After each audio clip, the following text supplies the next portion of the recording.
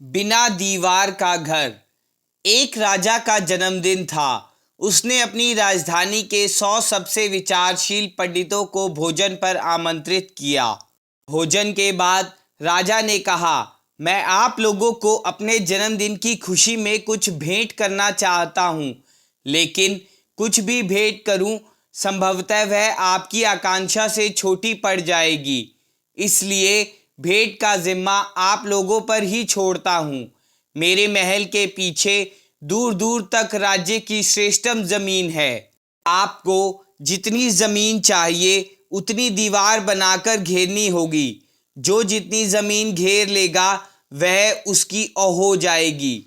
लगे हाथ राजा ने यह भी ऐलान कर दिया कि सबसे ज्यादा जमीन घेरने वाले को मैं राजगुरु का पद दूंगा।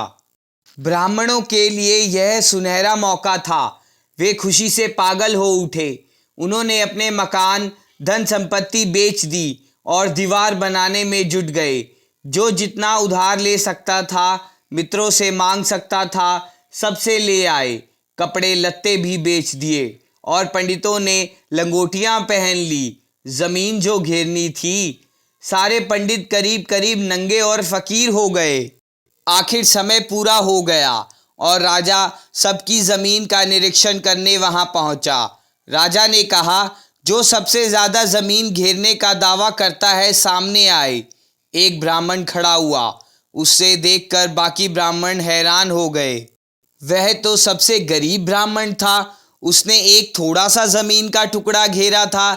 शायद सबसे कम जमीन उसी की थी।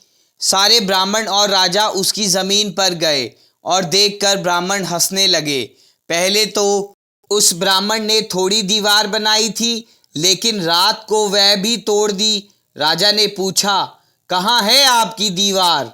इस पर ब्राह्मण बोला, मैंने दीवार बनाई थी, फिर मैंने सोचा दीवार कितनी ही बनाऊं, जो भी घिरेगा वह छोटा ही होगा।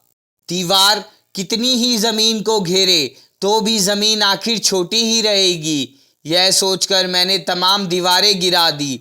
अब मैं सबसे बड़ी जमीन का मालिक हूँ, जिसकी कोई दीवार नहीं है। यह सुनते ही राजा उसके पैरों में गिर पड़ा।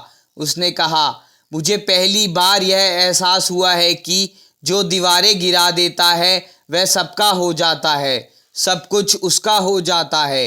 राजा ने उस ब्राह्मण को राजगुरु का पद दे दिया।